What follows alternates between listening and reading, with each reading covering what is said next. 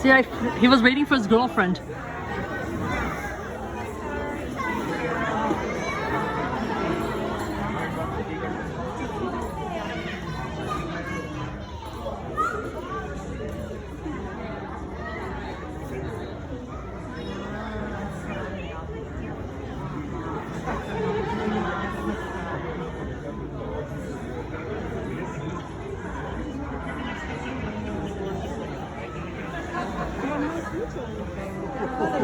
Đây là nước nước nước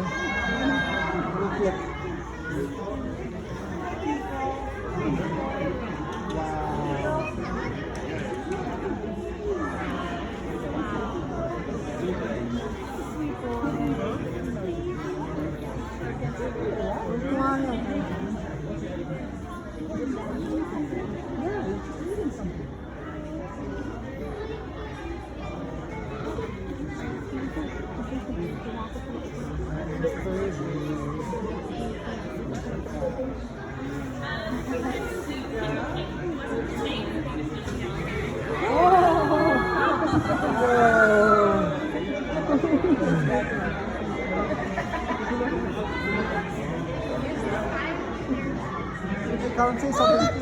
They knocked over the baby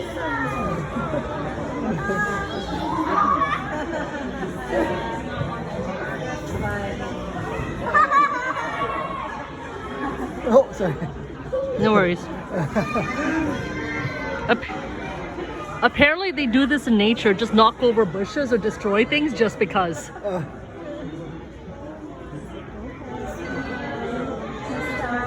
Giraffes that are in North America, well, in all of captivity, they are from a group of giraffes that were actually captured from the wild back in the old days. So back in the old days, I'm not sure if you guys know, but I mean, I guess you guys had to assume animals come from somewhere. So back in like the 40s, the 50s, and even into the 60s, some in the 70s, these animals were captured from the wild.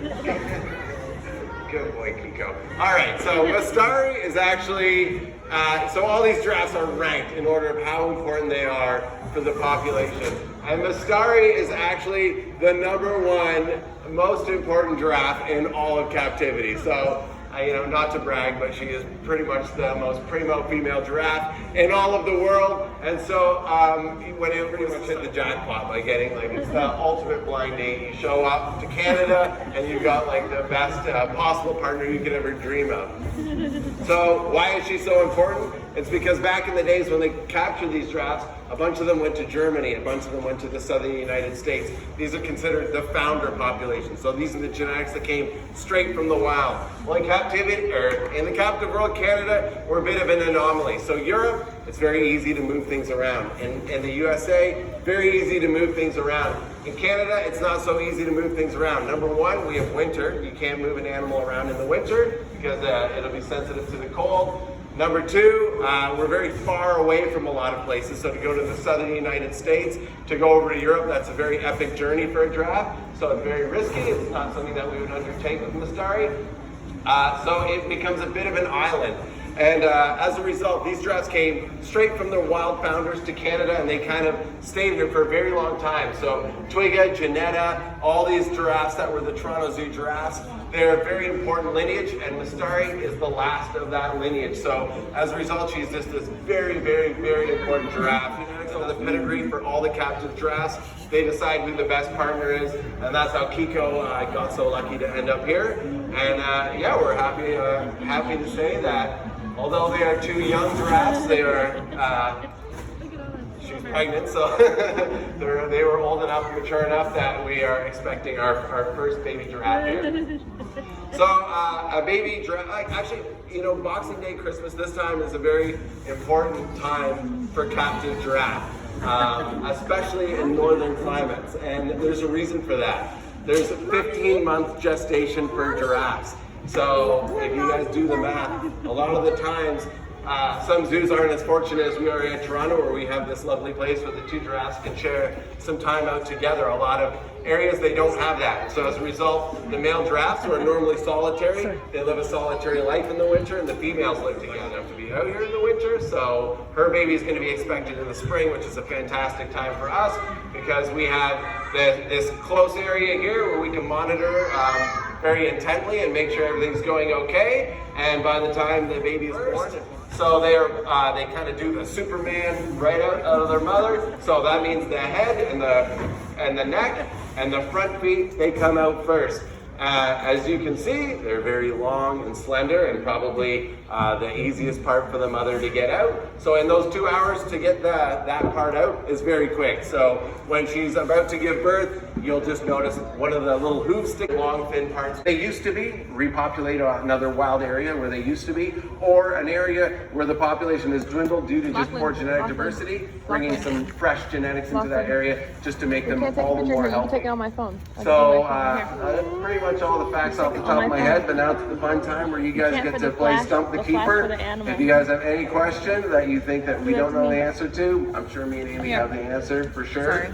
Does anyone have any questions about these two or giraffes in general?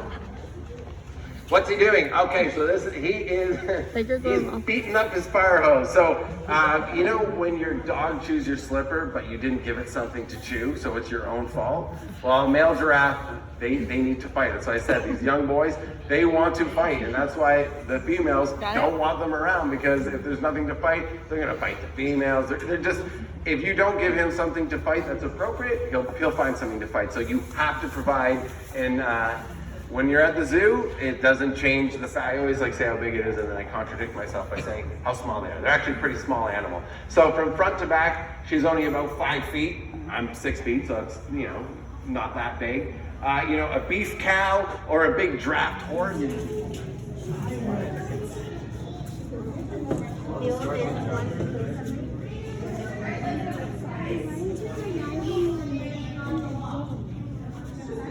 Use your hat, bud.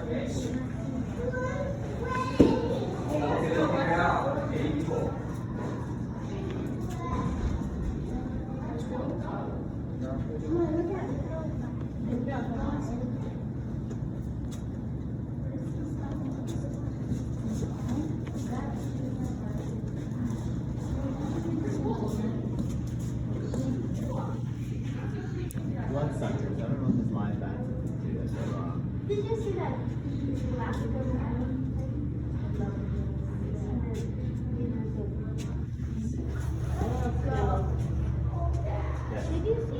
Did you see the cricket? Thousands on that wall. What? Did you see the It is very active. It's like that. Good.